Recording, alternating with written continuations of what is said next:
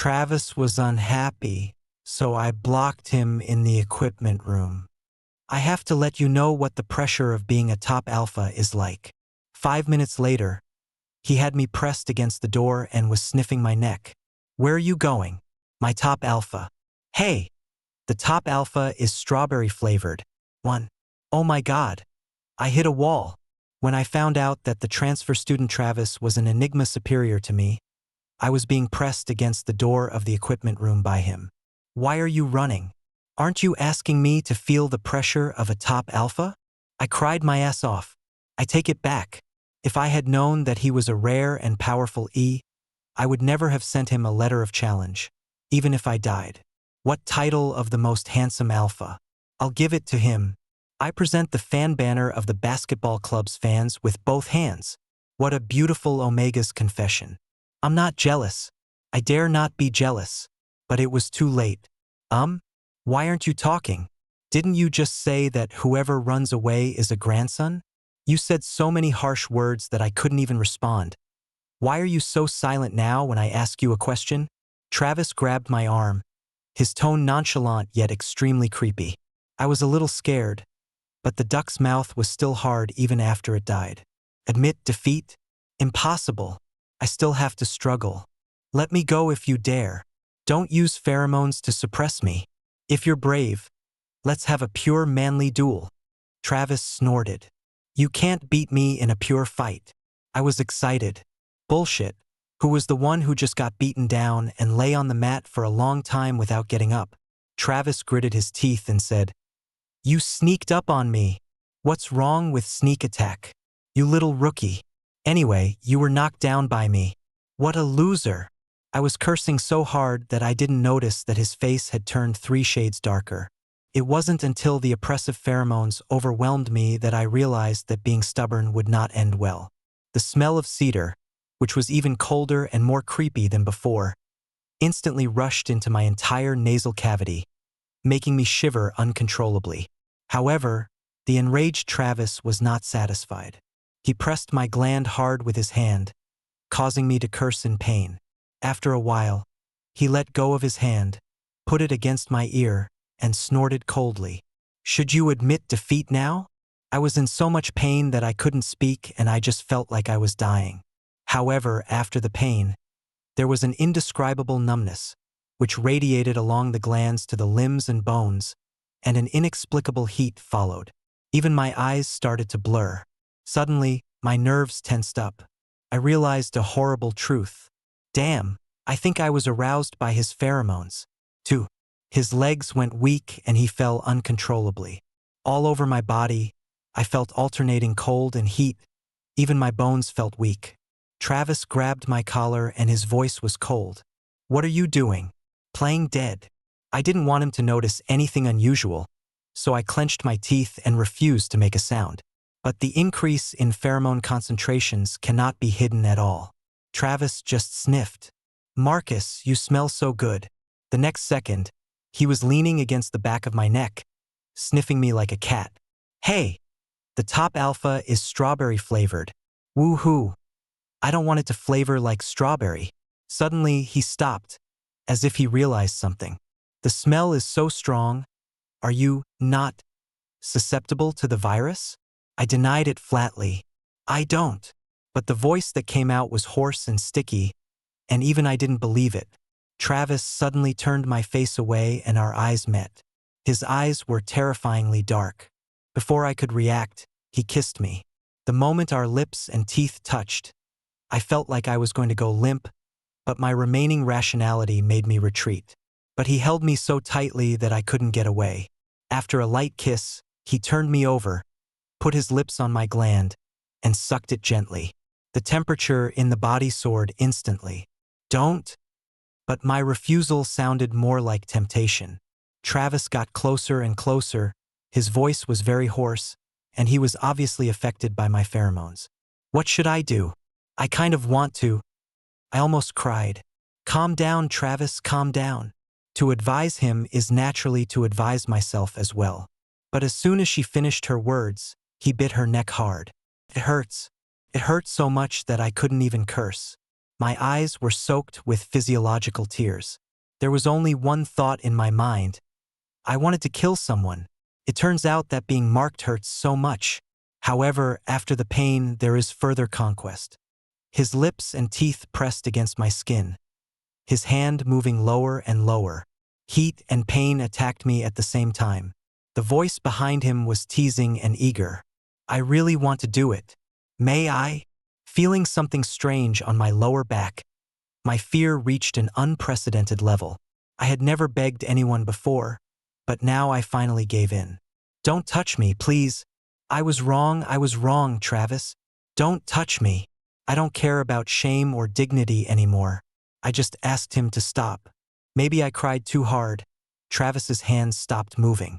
He hugged me, breathed heavily into my ear, and then released his grip on my arms.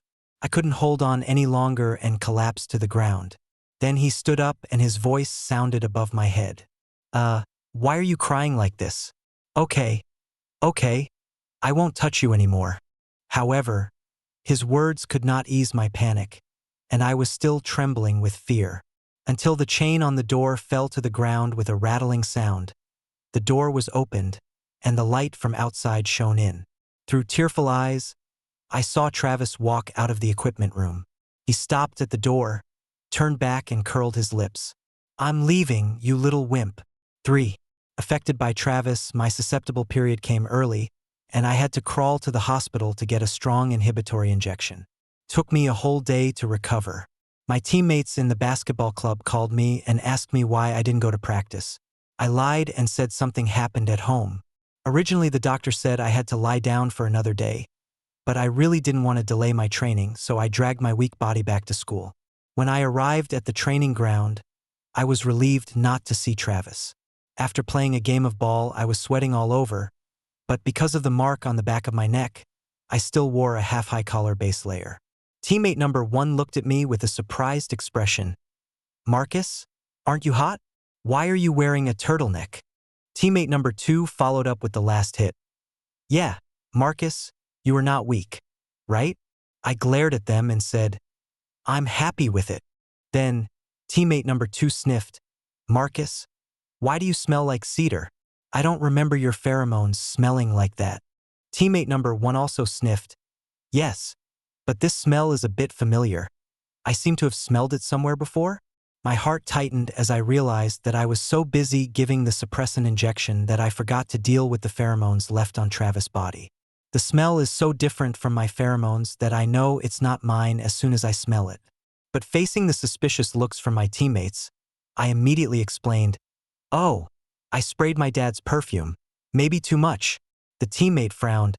Marcus, when did you start loving wearing perfume? I straightened my collar and smiled awkwardly. Ha ha ha. Change the taste once in a while. Yeah. Suddenly, a faint voice mixed with laughter sounded beside me. I turned around and saw Travis, wearing a white jersey, with his chin slightly raised and looking at me with a half smile. I was totally stunned. Knock, when did he come over here? Seeing that I didn't say anything, he took 2 more steps forward. His tone was surprisingly gentle. Are you okay? What's good or bad? I'm very bad. Seeing that he was about to walk in front of me and my 2 teammates, I jumped up, grabbed him without thinking, and ran to a deserted place. No matter what, I can't let my teammates know that the pheromones on my body are Travis's. The moment I rushed out, I heard my teammates exclaim, What's wrong with Marcus? Damn it, aren't they on bad terms? For pulling Travis, they ran all the way to the lecture hall next to the training ground before stopping. I was panting and he was looking at me and smiling. I quickly shook my hand away in disgust. Are you laughing? He raised his eyebrows. Are you Mao? What should I do? I want to beat him up. But past experience has taught me not to get carried away. Although I am twice as tall as him and my muscles are stronger than his, I really can't resist his pheromones. I was so frustrated that I had to change my strategy. It was wrong of me to cause trouble for you, but of course you've returned it, so let's just call it a day. But your pheromones are still on me now. You have to cut off all ties with me and don't let anyone know about what happened between us. He smiled frivolously. What does that matter? Seeing that he was pretending to be stupid, I scolded him angrily. You bit me. What the hell is going on? He shrugged his shoulders and said, I bit you because you seduced me. I laughed out of anger. Are you kidding me? It was you who released pheromones that caused my susceptible period to come earlier, and you're trying to turn the tables on me. He suddenly took a step closer and looked at me straight in the eye. So after that day, how did you solve it? With your hands? Your hands must be sore from such a big reaction. I choked. That day after he left, I did. The Five-Finger Brothers really didn't solve the problem, so I went to the hospital. It seems I guessed right. He laughed again without knowing whether to live or die. Seeing that he was almost close to my face, I couldn't help but push him away, but he grabbed my arm. Release. He frowned slightly. Didn't you ask me to keep the fact that I marked you a secret? Is this the attitude you take when asking for help? I was about to explode. So what do you want? He suddenly pulled me closer and said, Didn't you say that if you lose that day, just call me Daddy? Come on. Call me Daddy and I will agree to it. Shit, he still remembers it. But how can I say it out loud? As I was hesitating, he suddenly came closer and sniffed my neck. Suddenly, I was horrified and pushed him away with all my strength. What are you doing? He staggered, but instead of getting angry, he walked towards the door, walking and laughing. My son smells so good. Dad agreed. The figure gradually walked away. I stood there, not moving for a long time. My old teeth are almost broken into pieces. 5. I had no intention of continuing training, so I just sat down in the dormitory when I saw Travis coming in with a basin. I jumped up immediately. What the hell? Why are you everywhere? He didn't answer, but slowly placed the wash basin under the table by the window. Hey, I'm asking you a question? He straightened up, glanced at me and said, You don't have me in your heart. Stop saying such disgusting things. Where's Trevor? Why did you put the wash basin under Trevor's desk? He pulled out a chair and sat down, saying slowly, He and I changed dormitories. When I heard this, my blood rushed to my head. No, are you done yet? Do you think it's fun to pester me? Didn't I tell you that the matter is settled now? What do you want to do by moving here? He pursed his lips. Fuck you. Fuck you. After I finished cursing, I slammed the door and called Trevor directly. Come back here right now.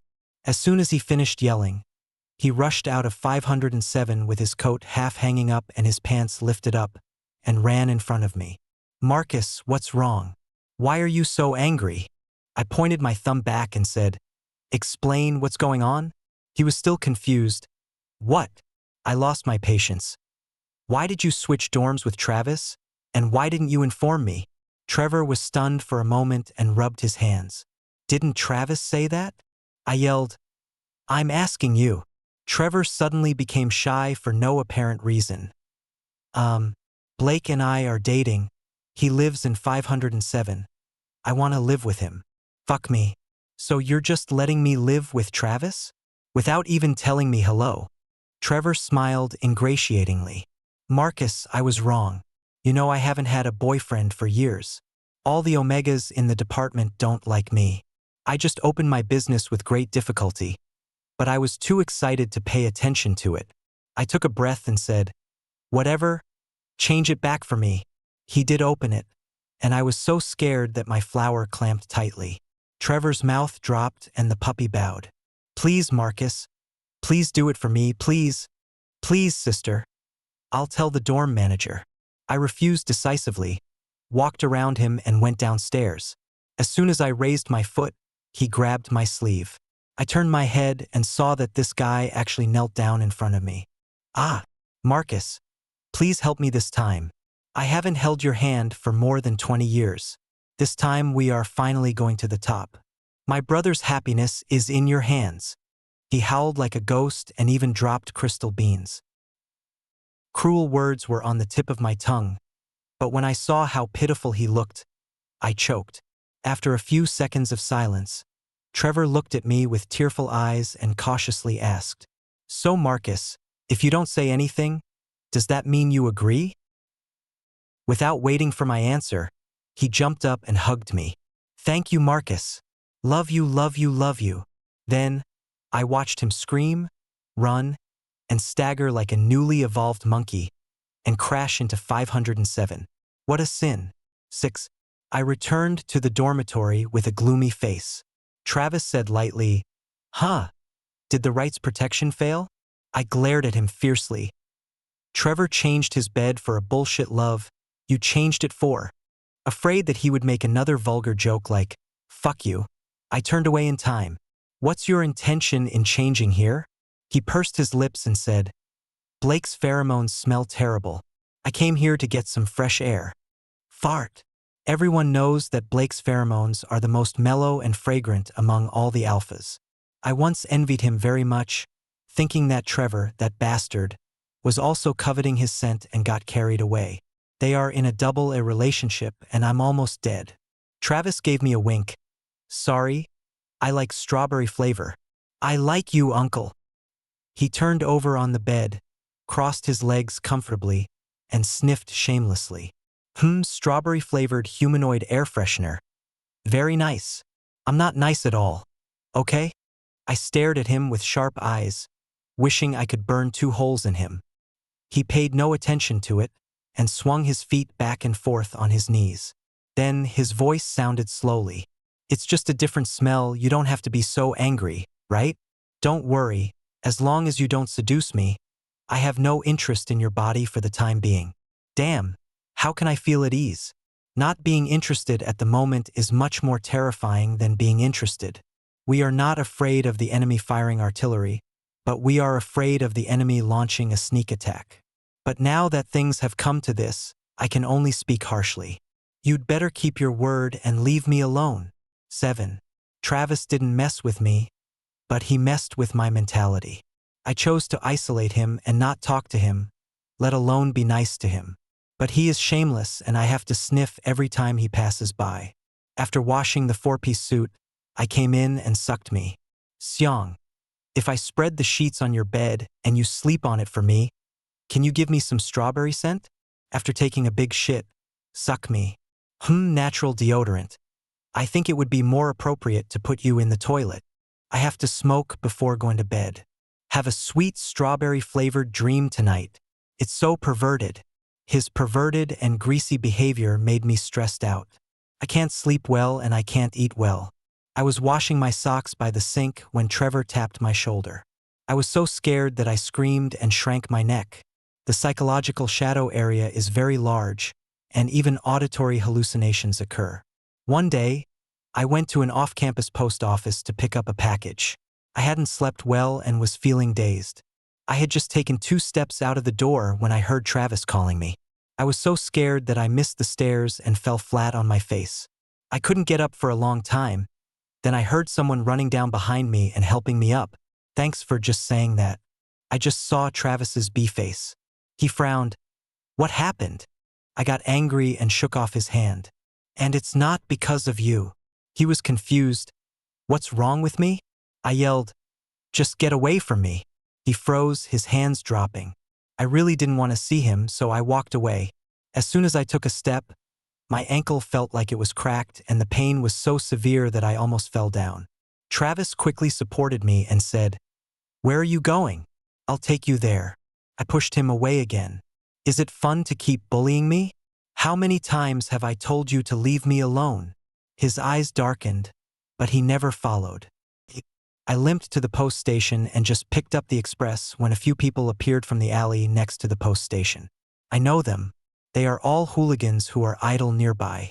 They harassed Omega before and were beaten up by me and my teammates. At that time, he was as well behaved as a grandson and said he would never dare to do it again. Now everyone is arrogant and domineering. Hey, isn't this our hero who saves the beauty? Why are you alone? The low-level alpha who took the lead twirled the stick in his hand, glanced at my ankle, and smiled obscenely. Hey, you're still lame? I wonder if this blow of mine will break your leg. They were obviously well prepared. If they hadn't sprained their ankle, I would have no problem defeating them one-on-many. But it is impossible to give in to scumbags. Even if you do, they will only become more rampant. I snorted coldly. Sure enough, you are a rookie. You are a rookie, but you talk too much. The scum were enraged and showed ferocious faces. The leading thug raised a wooden stick and swung it at me. I dodged and punched him hard in the stomach. He cried out in pain and hit the ground. The other thugs were stunned, hesitating whether to go up or not. The leader held his stomach and shouted, "Why are you so scared? Come on, kick his ankle." After hearing this, several people rushed forward. I tried my best to fight back, but due to my limited mobility, I gradually lost the upper hand. He was distracted for a moment and was kicked down by one of them. He lost his balance and fell to the ground. Before I could get up, the leader of the thugs stepped on my ankle. He used a lot of force and his expression was ferocious. "You're so cocky. You were so cocky. But now you're in trouble." I was held down by the remaining men, unable to move. My ankle felt as if it was broken, and the pain was so severe that sweat broke out on my forehead and I was unable to speak. The low-level alpha in front of him suddenly laughed lewdly. "I heard that alphas can also mark alphas, so I'm going to knock you out today and give you a taste of what it feels like." As he spoke, he raised the stick. But when the stick fell, I didn't feel any pain, but heard a scream. When he opened his eyes, he saw that the low-level alpha was thrown 3 meters away. With his back to me was a familiar tall figure. In the backlight, Travis clenched his fists and his voice was extremely cold. "Who do you want to taste?" The breeze lifted his hair and the sunlight outlined his profile. It's quite similar to the appearance of the male protagonist in a hot-blooded anime. 9.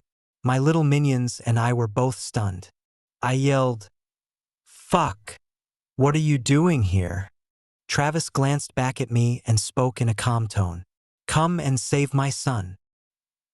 When the thugs saw their boss being kicked away, they looked at each other, wondering whether they should take up the fight or not. Just as they were hesitating, Travis used hook punches and kicks, knocking them all to the ground. His movements were so smooth and fluid that it was amazing. "I will obey you if I want to, and I won't say anything." After dealing with the scum, Travis picked up my arm, put me on his back, and walked out of the alley. I felt a little awkward. I can actually walk. I don't need to be carried. What about a princess hug? Just pretend I didn't say anything. Amidst everyone's sidelong glances, Travis, who was 189 centimeters tall, carried me, who was 189 centimeters tall, to the hospital.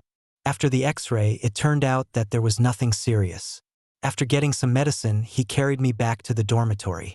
I was so embarrassed all the way that I couldn't even lift my head. When we reached the stairs, he wanted to carry me up, but I stopped him in time. So he helped me, a half-crippled man, jump up the stairs. His palms were very hot, and the warmth penetrated through the thin clothes and fell on my waist. I hit his hand. "Don't hold it." Then, this guy put his hand on my butt. He asked, "This?" My face suddenly felt hot. "You want to die?" He laughed dryly without knowing whether to live or die. "Ah, right. When I returned to the dormitory and just sat down, I saw him boiling water and washing towels. I couldn't help but ask, "What are you doing? You're kicking me so hard." He said naturally, "I'll give you a hot compress and then apply medicine." I quickly refused. No, I can do it myself." "No shit." After saying that, he sat down opposite me with a small stool, pulled my left foot over and placed it on his knee, and covered it with a hot towel. It was hot and painful, and I hissed. Travis didn't say anything, and I couldn't see his expression through the steam. After applying hot compress, he took out the ointment and carefully applied it to the red and swollen area. While applying the medicine, he said, "The doctor said that I need to rub it after applying the medicine to promote blood circulation and remove blood stasis.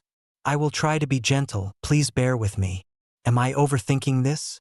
This sounds weird." Then his hands rested on my ankles. It was indeed, as he said, very light. It was a little painful at first, but within 2 minutes, I got used to it.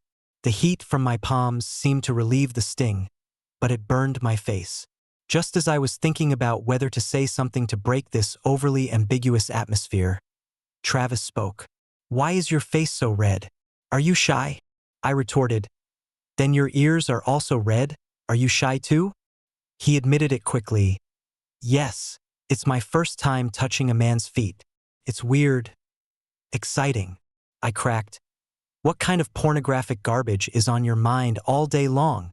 Travis shrugged. It's nothing. It's just a fight between mortal enemies. I'm on top and you're on the bottom. You're in front and I'm behind. I'm on the left and you're on the right. Roll. I tried to pull my feet away, but he grabbed my legs, stood up, and held me between the table and chairs. The distance was so close that I could hear each other's heartbeats. I stuttered, You, stay away from me. He lowered his eyes to look at my lips. I shuddered unconsciously. He smiled like melting snow in winter. Has anyone ever told you that you smell really good? Boom, boom, boom. My heart is beating like thunder. At this moment, the door was pushed open with a bang. Marcus, help me. Do you have any tricks? Fuck. You too. Trevor stood at the door with his mouth rolled up into an egg. Fuck. This one is useless. 10. Sure enough, before I even took my legs off Travis' arms, Trevor spread our story throughout the dormitory.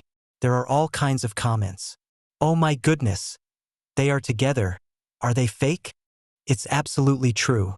Trevor caught the couple cheating himself. I heard that the scene was very passionate. They were not wearing anything. Wei Jin entered. He Jiao was shy and panting. She was a good chicken lover. Rivals turning each other into homosexuals. What kind of literature is this? I really want to squat at the head of their bed and watch them. I'll squat too. I got angry, locked the door, and lay in bed like an emo. Travis was standing by the door, passing a message to me. Hey, they said outside that we should lock the door and prepare to fight until dawn. Fuck them. Get them out.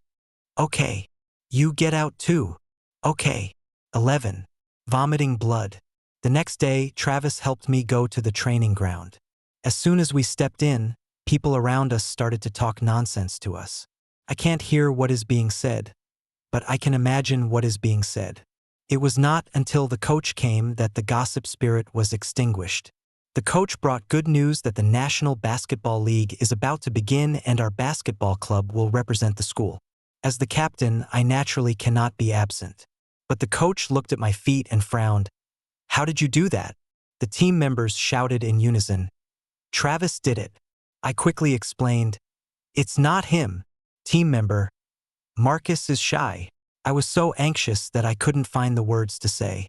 I could only look at Travis and say, Travis, say it's not you. Teammate, honey, say something. Travis, well, not me. The coach looked back and forth between me and Travis and sighed. Young people have a lot of temper, but be careful not to get too aggressive and take precautions.